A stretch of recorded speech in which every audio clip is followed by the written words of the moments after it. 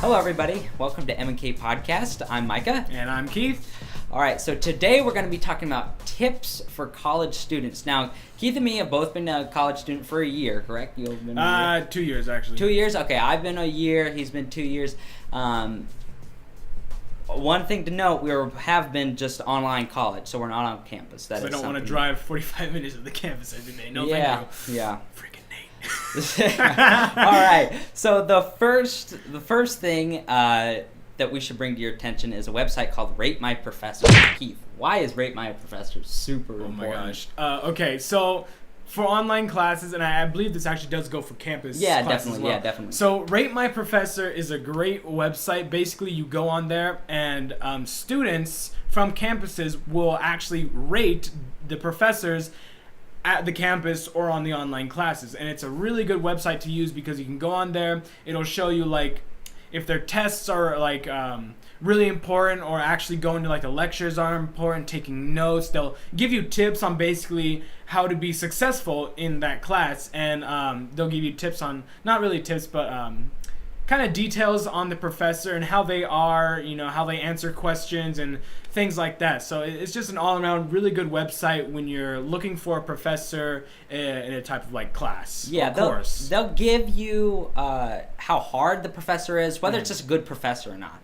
And if they say this professor is hard grading, they grade really tough, don't think that these other people just don't put in the work. If someone says the grading is tough, take that under advisement when you're picking classes and picking a professor, because some professors, they say they don't rate tough, but you really don't learn anything. Some professors say you learn a lot, but it's going to affect your GPA. So if you're a scholarship student, you might want to think about which professor you're going to do. Yeah, and I've used Rate My Professor for, I believe, almost every single professor that I've taken. And so far, I've had no problems with any one of my professors, and it's mostly because of this website. I'll go on there, and if there's 2 or 3 different professors in the same course that I want to take, I'll look at those 3 different professors and see which one is the best fit for me. So one of them could be, like, not really a professor that's really hard grading, but they're really good about answering questions and really good about giving feedback. That's the kind of professor I want. It's just good feedback. It's not an insanely hard class, but it's challenging enough. So it kind of comes down to not necessarily these teachers are bad and this teacher's good, but which teacher fits you the best. It really gives you a range of what you're getting yourself into. Yeah. Oh yeah. So the next tip I have is work out.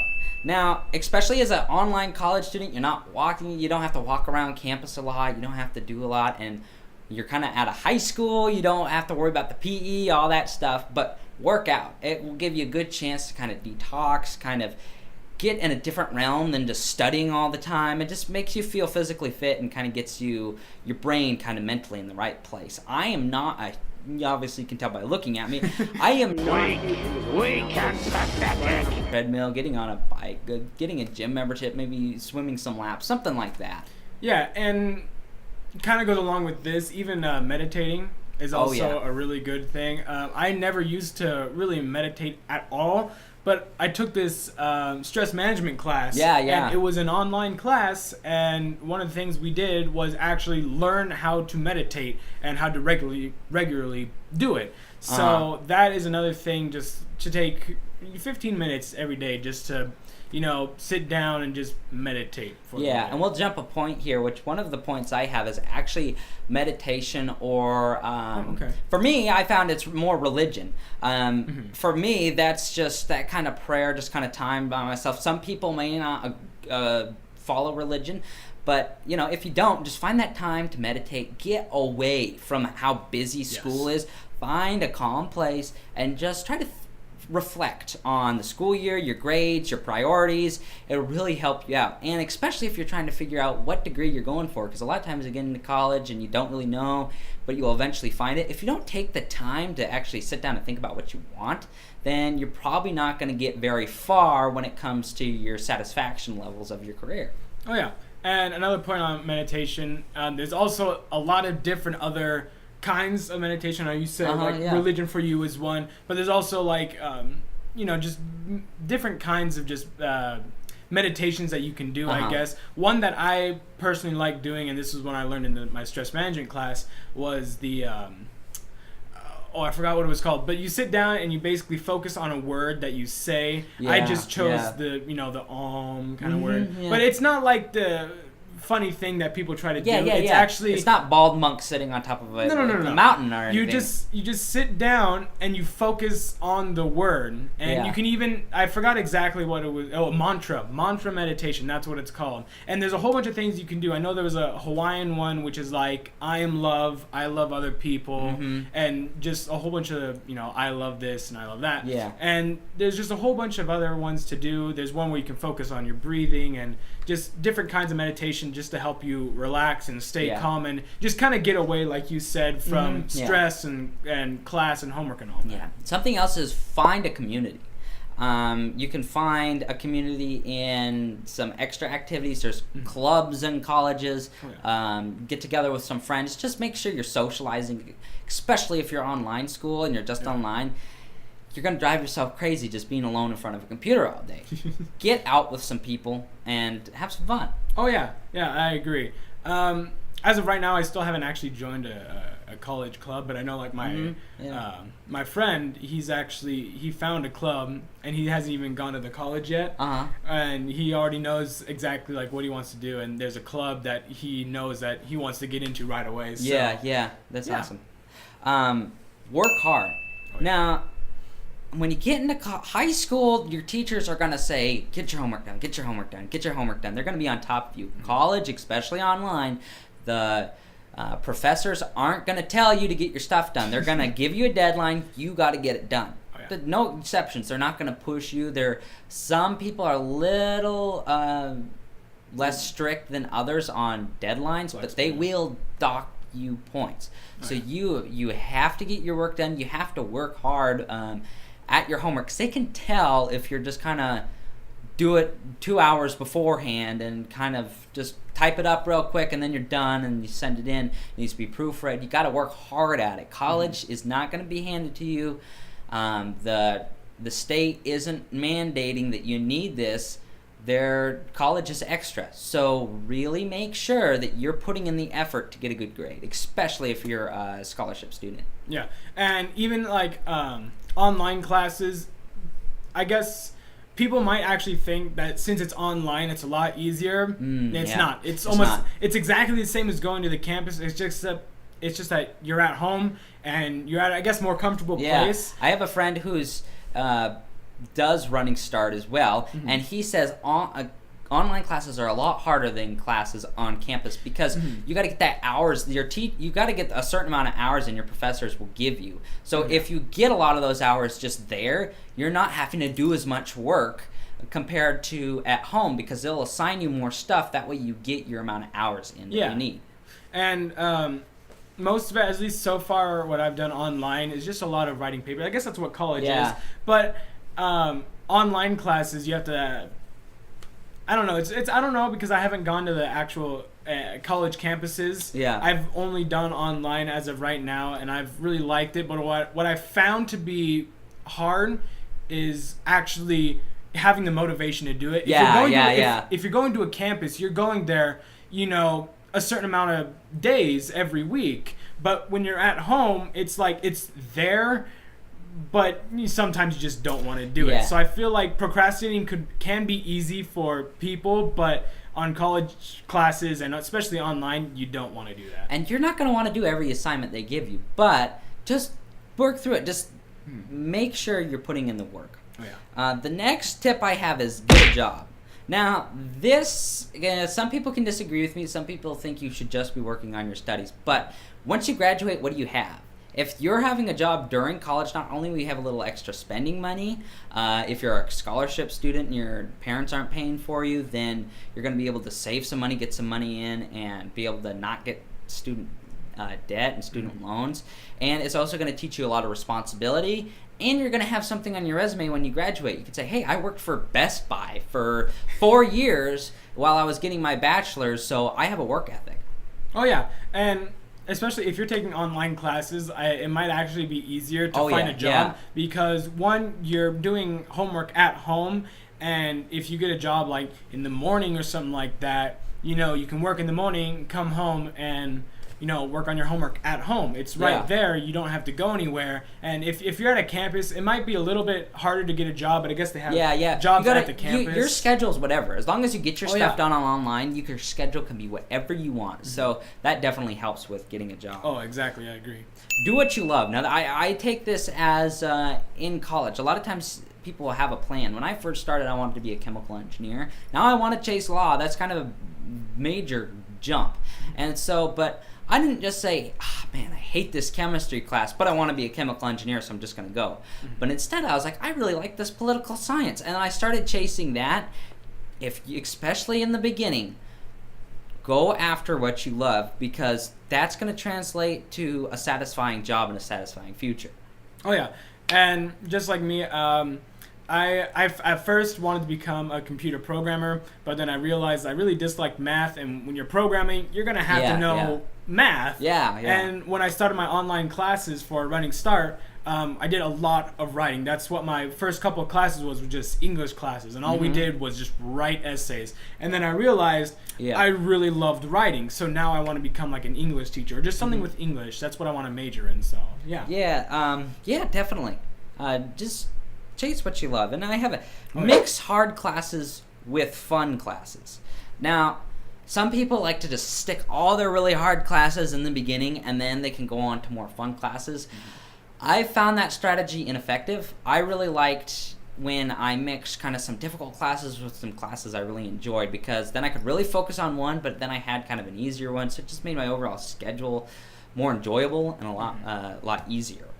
Yeah, and as of right now, I haven't really done like fun classes and hard classes. I feel like all of them so far, they weren't really like exactly fun, but they weren't something I didn't like dislike. Yeah. All the classes that I've taken so far, they've been challenging, but I've really liked every single class that I've taken so far. But I do agree that you know, mixing fun classes with some more challenging classes, it could be, you know, very effective to do, because again, like you said, you got something challenging that you need to work hard on, and then you can switch over to something else, which is a little more lackadaisical, I guess. A little more don't if you're getting your AA, don't go for 200 classes and a lab. Don't do that. You're going to overwhelm yourself. Do something easier. Do a film class if you're kind of into that, and a lab, and then maybe a PE and a health or something. You know, mix them up, make your schedule easier. And I guess that if you're mixing classes like that, it'll give you more motivation, I guess, to do that. Yeah. Because if you're doing all hard classes, you're, like you said, you're going to get burned out. You're not going to want to do it. But if you have, you know, a good balance between challenging and fun classes, then you're going to actually have at least a little bit more motivation to get them done. Now, this one is live at home if you can. That's kind of, if you can is kind of a big if, but you'll save a lot of money. And even if you get a scholarship to like live on campus, most of the time that scholarship will translate to money in your pocket if you can live at home. That's a lot of money you can save, or a lot of money you can have just by living at home. You know, if you have good parents, if you have good internet, all the stuff you need at home, I would highly recommend doing that, because yes, your parents can be annoying, they can ask you to take out the garbage, whatever, but it will save you a lot of money, and you know, you can save a lot of strife in your life trying to live on these campuses or jumping around between place to place. Maybe you can get a good deal on some place, but it's probably not a very nice place to live, especially compared to where you're living now. Starter home. Especially when you start, I guess, college, you don't really exactly need to move out right away. If I guess dorms, are you know, if you're living at campus, you're going to be there for a couple of years. I guess dorm would be a good way to go. Saves on gas, but I mean, you're still paying for and you know, you could disagree with me on this, Dave. Some people really like that experience, but me personally, I mean, I'm not saying my parents are the greatest people in the world, but they're definitely not the worst, and they're super awesome. I love them. You may be in a different situation, but just think about this: do you want to spend $12,000 to $15,000 a year living on campus when you could either be taking that money back to you in your pocket, or a portion of that money in your pocket, and living at home, or just not paying that at all, you know. And I guess that's and it also has to deal with, are you traveling? Are you going to a local school near you? That has to do with a lot of and that's kind of I would say that, like, I guess online classes could help with I guess those kind of expenses, and instead of actually going to the campus, online classes, especially for college, kind of would help out with money situations. As long as I guess you really don't even have to have that good of internet. If you have a local library you can go to and use there. But I guess definitely living at home, if you can, would definitely help with expenses and even just stress in general. And taking online classes, you're in a more comfortable place, even if you're at a library. Yeah, because this is what you don't want to do. You don't want it to be finals, and then you have to pay rent, and you have to pay internet, and you have to work. You don't want all that stress just building up, you know. So, you know, it's really preference, but that would be my advice. And I do plan on going on campus next year, so yeah. Yeah, I definitely agree with you on that. Buy used books. This will save you a lot of money too. I know the new books, they don't have the highlighter marks, and they're not a little bit beat up, but what I've found very helpful is, one, you save a lot of money, and two, a lot of people took the same class, especially if you're getting it from your store or library. Their notes are already in there. So if you see a lot of notes and stuff in there, you might be able to piggyback off of their work.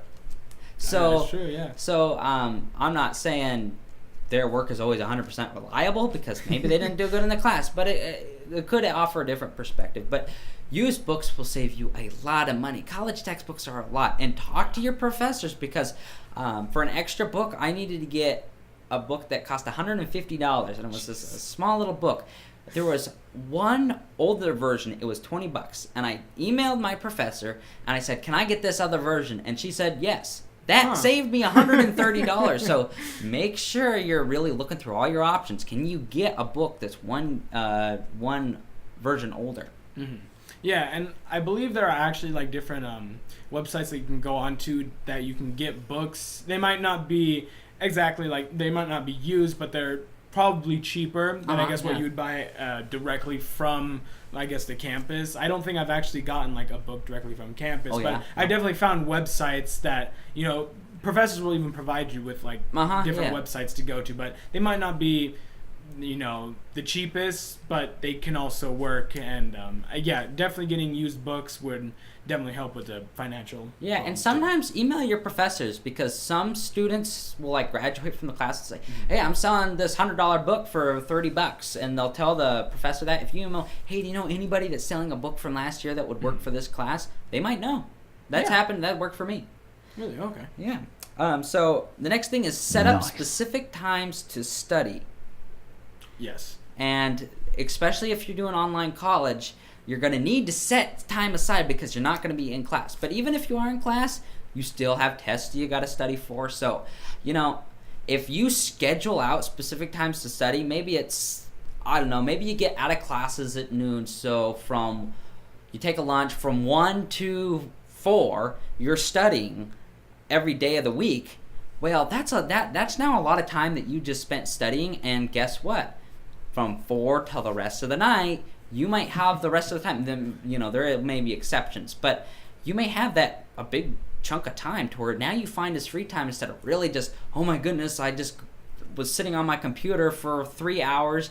That time you could be studying. So make sure you schedule that out. Time management is crucial. Oh yeah, I was just gonna say, or add to that making a schedule and actually like having good time management skills, especially for online classes, will help you out a lot. Just making, you know, a simple schedule, what time you should study, times you could like, or time for like free time, I guess, or working out, meditating, stuff like that. Just mix up your day between studying and, you know, doing activities that you find enjoying that can relieve stress. Yeah, so like I was just talking to Keith. Hey Keith, you free at 12 o'clock on Thursday? And he was like, yeah. Well, that time now you could say, okay, well, if I'm studying from 12 to 4 or 1 to 4, you could say, oh, I'm not free then. But are you free from 5 to whenever? Exactly, yeah. Now that gives you an awesome time to manage and to schedule things in. It just makes it so much easier. Oh, yeah.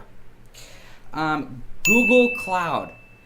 My computer crashed right before I needed to send in an assignment. But I put all my assignments on Google Cloud. Some people really like Google Docs. I like Word because I'm terrible at grammar and spelling. That helps me out. But every assignment I put on Google Cloud, and I just hopped over to my parents' computer and I submitted it because it was all on Google Cloud. So back up your work. You don't want to be that guy sending that email saying, well, my computer crashed. Yeah. Can I have some extra time? Sometimes you're just not going to get the points. You're responsible for getting your stuff in. So use, if not Google Cloud, use some sort of other cloud to where everything's backed up. I like Google Cloud because it's free. You got to save your money when you're in college. So I just update all your assignments on there. Even if, okay, I did a bunch of homework, now I'm going to take an hour and get some food and whatnot. Save it to your computer. Make sure you save it to the cloud, then leave. If something happens to your computer, I don't care if you just went out and bought a $3,000 computer. Put it on the cloud. It'll save you. Yeah, and even now I don't think I've ever used a cloud, but I have had some points where it was just like, blackout or outage, something like that. Something will happen, and I've saved my work, but it'll definitely give me a scare. I haven't used the cloud yet. I guess I should now. That's a tip that I should go for. But definitely saving work and making sure that your work has been saved. Yeah. It will definitely help you out. And this has happened to me too. I thought an assignment was due the next night. It was due actually that night, and so I had it saved. I just wanted to do one more proofread, but I was out with friends and I looked at my phone and realized I had to send that assignment in that night. I didn't have my computer, but I did have my phone, and via the app I was able to go to Google Docs and send it in through Google Docs. That's actually pretty cool. Yeah, so it saved me. It saved me big time.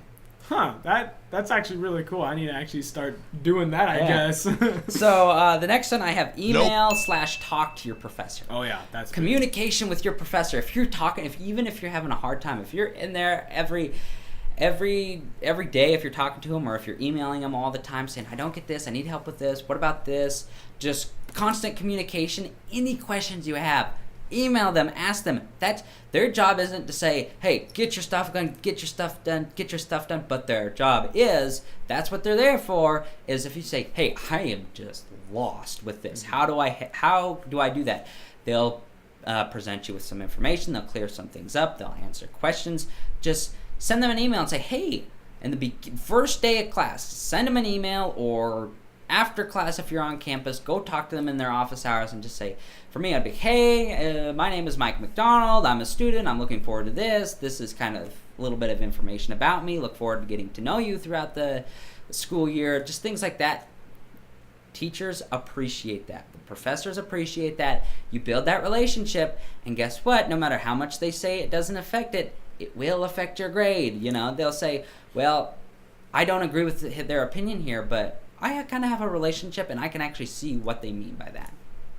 Yeah, and I guess constant communication with a professor is good. I always have troubles with, especially like emailing professor and asking a question, because I always feel like I should be getting it, but I'm not. So it's kind of hard for me to email professor and then ask a question, but it always comes back positive for me. Like if I'm stuck on something or I don't quite understand something, I'll email a professor and they'll come back with great feedback for me saying, this is what you need to do, this might not be exactly right, so here's what you can change it to. Especially I think my first English 101 and English 102 teacher, same person for both classes, but any email, any assignment you submitted, he would always come back with like a paragraph or two of feedback. It's just really good constructive criticism, for the papers. And even professors after that, I would send them a question. It's like, nah, you're not exactly getting it, but here's what you can do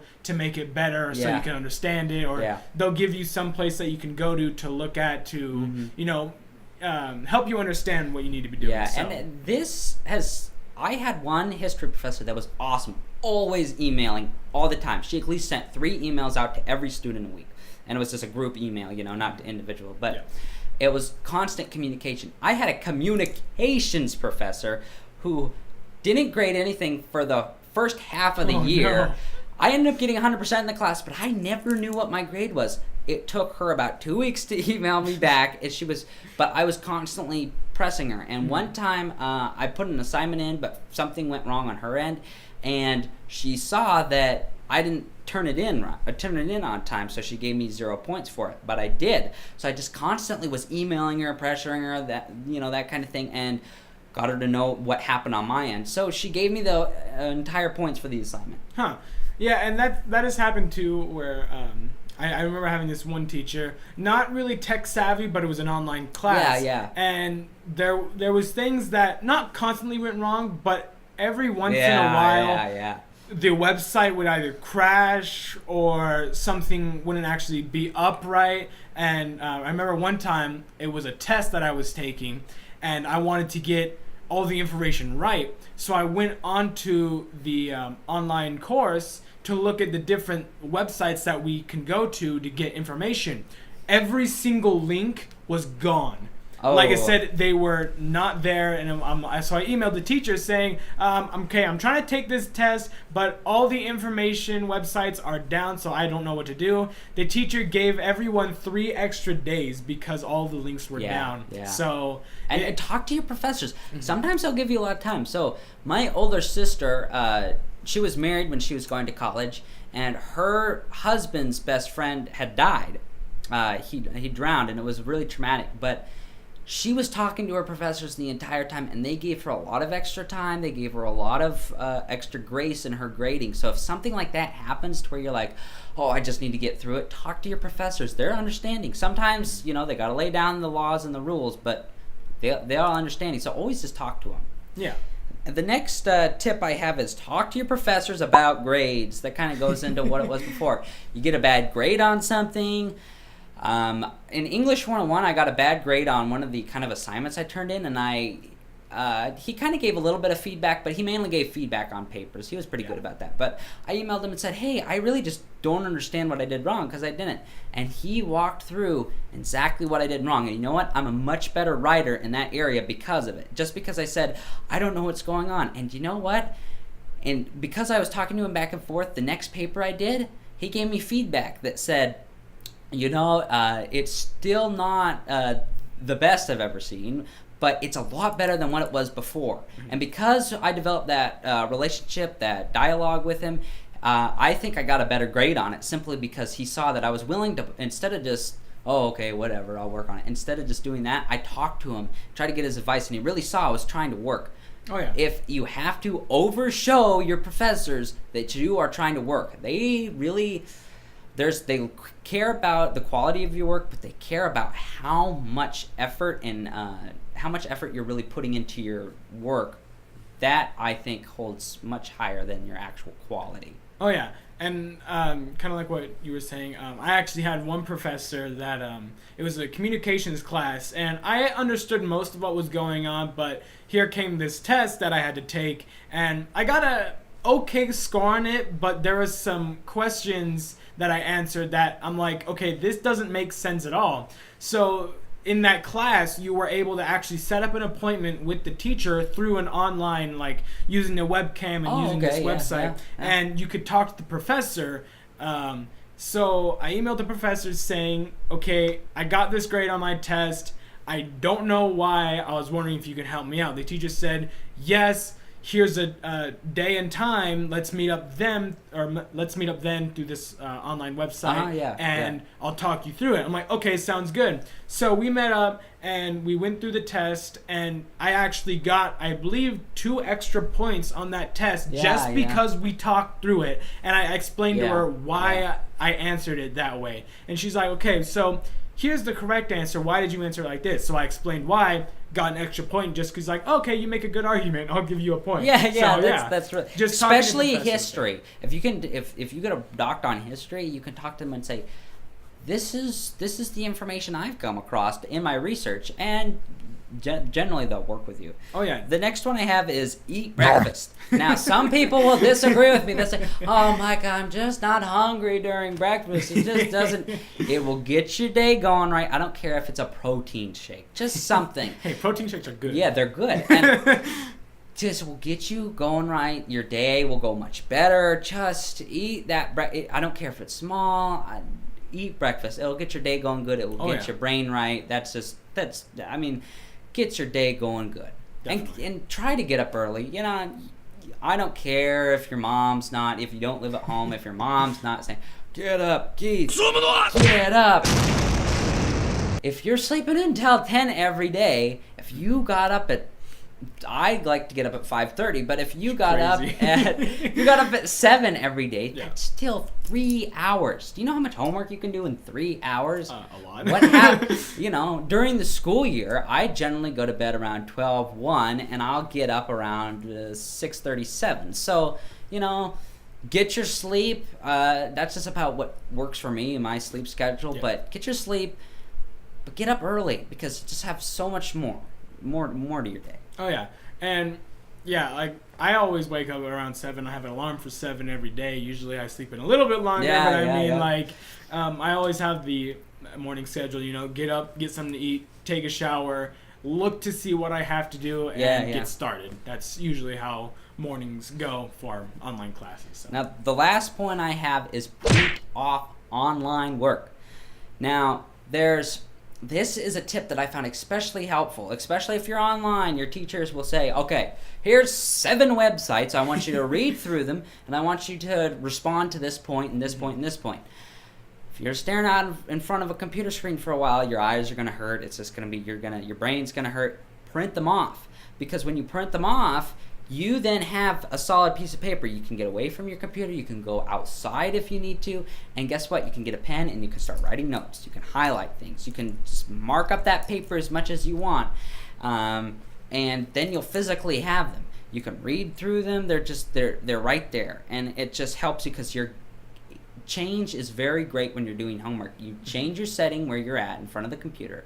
Then you can go to something with paper and you can write on it. And they get all your points down there, because a lot of times I'll be reading, oh, that's a good point, then I'll have to stop, type it, and then go back and find where I'm at. Instead, I can just write it off to the side real quick. Oh, yeah. And usually professors will even recommend that if you're doing a test or something like that and you have information that you need, print it off and then highlight points or write down points you were saying. And that's they'll usually recommend that. I remember for I believe my economics class, I printed off a lot of information and I would write down different notes. And I think for another history class, every test that you would take, you can print off that test, write it down on the paper, so when you go take the test online, you just plug in all your answers from the paper onto the on the class, and that's it. So. All right, well, that's all the tips I have for college students. Do you have anything else to add? I don't, actually. That was actually very well planned that you had, so yeah. All right.